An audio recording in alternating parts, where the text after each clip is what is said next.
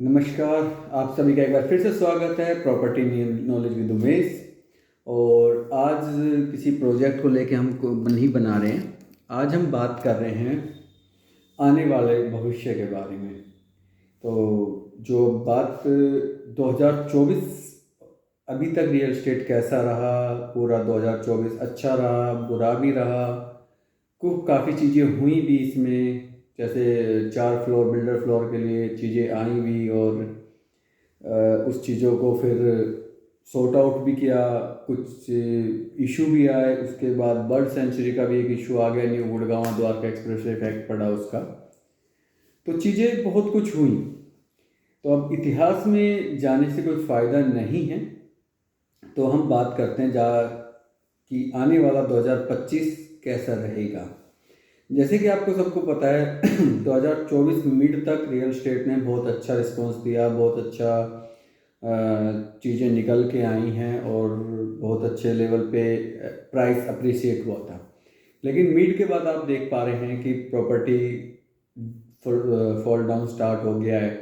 तो आपका सबका क्वेश्चन है क्या 2025 में भी ऐसा ही रहेगा? देखिए, फॉल डाउन किसी कारण से नहीं हुआ है, ये ग्लोबल इकोनॉमिक की वजह से डाउन आया है। कोई रियल एस्टेट के लिए डाउन नहीं है कि स्पेशल रियल एस्टेट में ही इफेक्ट पड़ेगा, नहीं।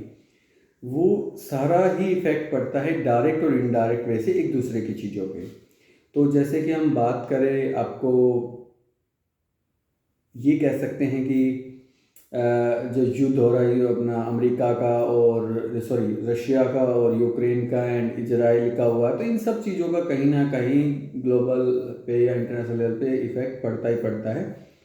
तो अब बात कर रहे हैं 2025 की। तो मेरा जो मानना है कि 2025 में रियल स्टेट में कोई ज़्यादा आपको गुड न्यूज़ नहीं मिलेगी, क्योंकि अभी क्योंकि 2021 20 से और 24 के बीच में जो अप आया ना वो बहुत ज़्यादा आया है।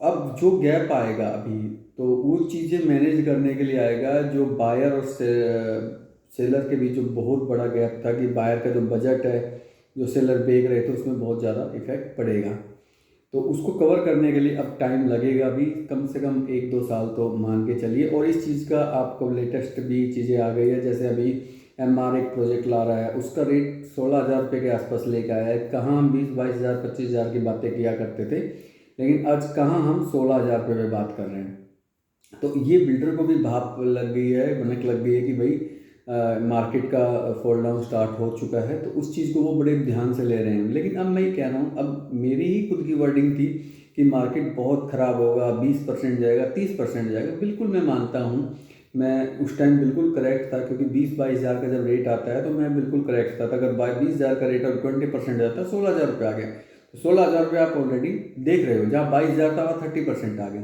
तो आप देख रहे हो कि बिल्डरों ने अब खुद ही डाउन देना स्टार्ट कर दिया। हीरो होम्स, जो कि अभी कुछ दिन पहले अनाउंस कर रहा था कि 19,000 की बुक वैल्यू आएगी, मेरी खुद की वीडियो है 19,000 का रेट, लेकिन अब उन्होंने भी 16,000 का रेट कर दिया है।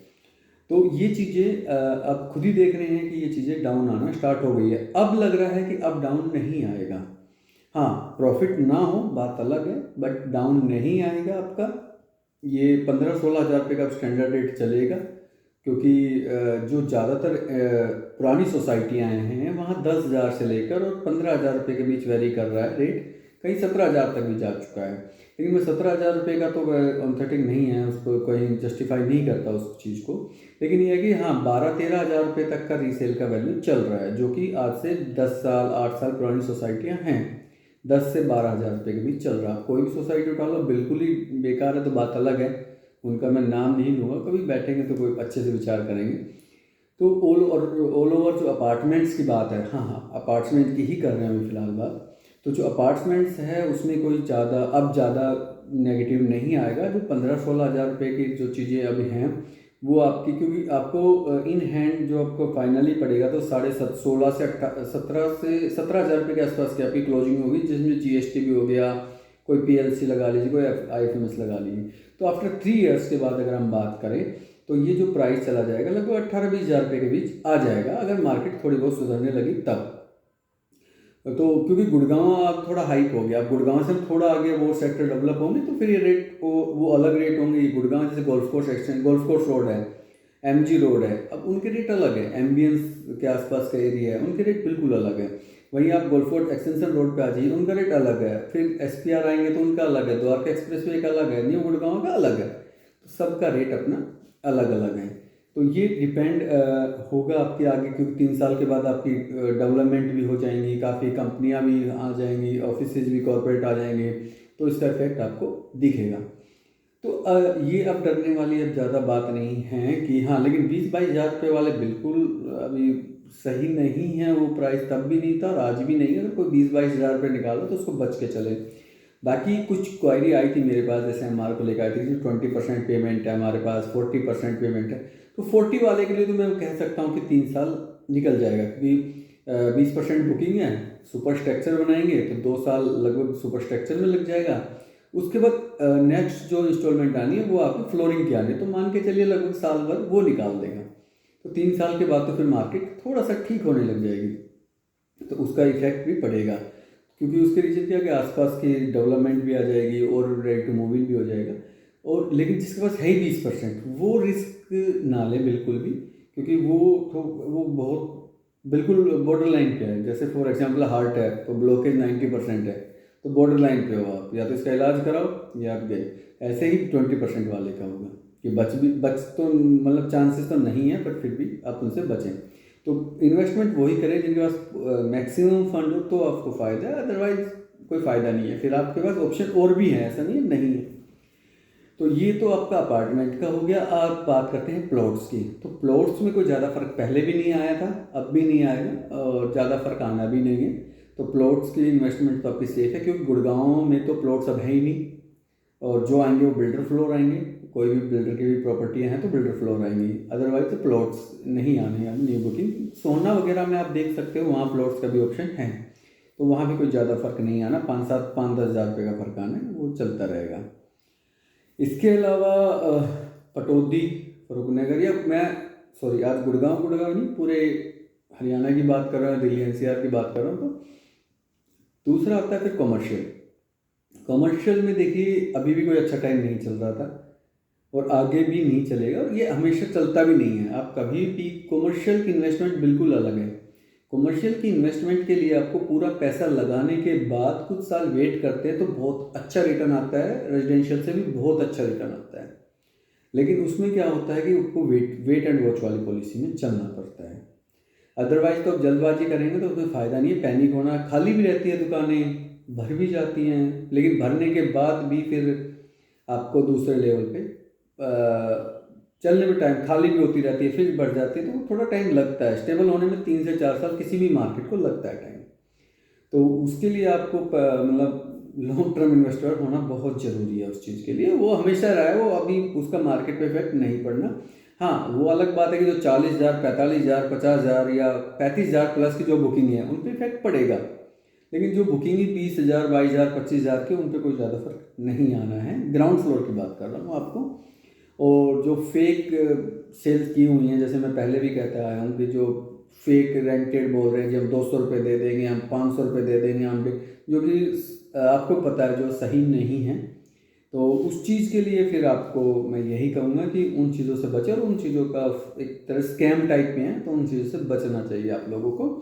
तो ये ऑल ओवर रिव्यू था कि आपको जो प्रॉपर्टी के प्राइस हैं गुड़गांव के खासकर नहीं घटेंगे कुछ ज़्यादा, अब नहीं घटेंगे। जो बुकिंग भी कर रहे हैं आप, या आप रीसेल में भी ले रहे हैं तो कुछ ज़्यादा फर्क नहीं आएगा। हाँ, रीसेल में उनसे जो ज़्यादा ही हाइप ले रहे हैं उनसे थोड़ा बचे, लेकिन कोई फिर भी कोई ज़्यादा फर्क नहीं आना है। हाँ, उसका इफेक्ट अगर गुड़गांव में प्राइस हाइक नहीं हुआ तो जो आसपास 100, 150, 200 किलोमीटर का जो एरिया है उसका बहुत बड़ा इफेक्ट पड़ेगा, वो बहुत ज़्यादा टूटेंगे। फार्मर लैंड लगा लो आप, चाहे जैसे पटौदी जैसे शहर में जाके लोगों ने लैंड ले ली है तो उसका इफेक्ट बहुत ज़्यादा पड़ेगा। फरुखनगर के आसपास का एरिया बहुत ज़्यादा पड़ेगा इफेक्ट, क्योंकि देखिए गुड़गांव में जब आपके पास रेट नहीं बढ़ेंगे तो लोग गुड़गांव वापस आना शुरू कर देंगे। अदरवाइज तो वो इसलिए जा रहे थे फरुखनगर, पटौदी, धारवेड़ा जो आसपास का है, कि तो चीज़ें नहीं मिल रही थी रेंज में। चाहे आप कुरुक्षेत्र चले जाओ, चाहे आप हिसार चले जाओ, चाहे आप रोहतक चले जाओ, झज्जर चले जाओ, ये सब जगह गुड़गांव का ही इफेक्ट था। तो वहाँ थोड़ा इफेक्ट ज़्यादा पड़ेगा, यहाँ नहीं पड़ेगा, तो इसलिए आप निश्चित रहें। और बेधड़क आप इन्वेस्टमेंट करें। और अब मैं अपनी बातों को ही थोड़ा सा रिवर्स कर रहा हूँ। जो मैंने कुछ महीनों पहले कहा था कि मार्केट बहुत बुरी टूटेगी, वो ऑलरेडी टूट चुकी है, क्योंकि बिल्डरों ने ऑलरेडी 20 से 30% रेट जो आने चाहिए थे उनसे डाउन ऑलरेडी बुकिंग स्टार्ट कर दी है। तो ये हमारे लिए गुड न्यूज़ है। और थोड़ा बहुत अभी भी इफेक्ट पड़ेगा 2025 में, कोई ज़्यादा आपको प्रॉफिट नहीं आएगा, बट पेशेंस रखिए। 2025 नहीं आएगा, बट 26 के बाद आपको बहुत अच्छा अप्रिशिएशन मिलेगा। मतलब आप सोच भी नहीं सकते उससे अच्छा, मतलब जैसे आप आया था वैसा ही आएगा फिर से दौर, लेकिन वो एक्चुअल दौर होगा। वो आपका अब तो जैसे फेक दौर था, ये बबल था, वो एक्चुअल दौर होगा। तो जो आज के रेट है, अगर वो 4 साल बाद मैं कह रहा हूँ आपको वही रेट मिलेगा, तो आप समझ लीजिए कि 20-22 हज़ार रुपये का रेट मिल रहा है, तो वो रेट एक्चुअल होगा। और ready to move in property का होगा, वो एंड यूजर ज़्यादा खरीदेंगे। और किसी को ये, कुछ बायर को ना वहम है बहुत तगड़ा कि यार बायर है कहाँ। नहीं, आप खुद भी आए हो तो आप समझ सकते हो कि आप भी बायर ही हैं।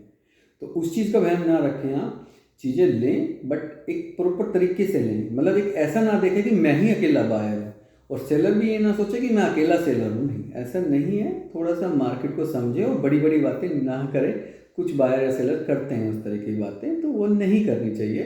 मतलब मैं हमेशा एक ही बात कहता हूँ कि सुनार के आगे सोना मत बेचो। ब्रोकर एक सुनार है, अब उसको क्या बता रहे हो कि कौन सी प्रॉपर्टी में क्या कमियां हैं, कौन सा बायर कहाँ है, क्या है, उसको सारा पता है। बायर की कहानी, सेलरों की कहानी। तो आप फोकस प्रॉपर्टी पे करें और अच्छी चीज़ लेके जाएं। और अब ले सकते हैं, आप अभी बिल्कुल करेक्ट टाइम, आप बेच भी सकते हैं, ले भी सकते हैं, कोई दिक्कत है नहीं आप प्रॉपर्टियों में। तो बस यही था कि 2025 में कुछ ज़्यादा उम्मीद नहीं है हमें, और गवर्नमेंट के बजट भी कोई ज़्यादा अट्रैक्टिव नहीं आएगा। और गुड़गांव का इंफ्रास्ट्रक्चर तो खैर सुभान अल्लाह, अभी अब की बार थोड़ा सा डेवलप आया है कि मेट्रो एक्सटेंड कर रहे हैं। मतलब बेइज्जती करा के गवर्नमेंट फिर अपने ट्रैक पे आई है कि भाई हाँ कुछ तो करना चाहिए। गुड़गांव पूरे हरियाणा को चला रहा है, इंडिया तक। मतलब मैं ही कहूँगा इंडिया में भी बहुत ज़्यादा कंट्रीब्यूशन है गुड़गांव का। तो प्लीज़ देखो यार इसको। सीएम साहब रोज़ आए हुए होते हैं यहाँ पे, तो पहले भी सीएम साहब यहीं स्टे करते थे रात को, अब भी सीएम साहब सप्ताह में एक बार आ जाते हैं। हर बार सीएम साहब लोगों ने ही इस चीज़ को अपने अंडर रखा है। तो सीएम साहब आंख बंद करके चले जाते हैं गड्ढों पे गाड़ी कुदाते हुए।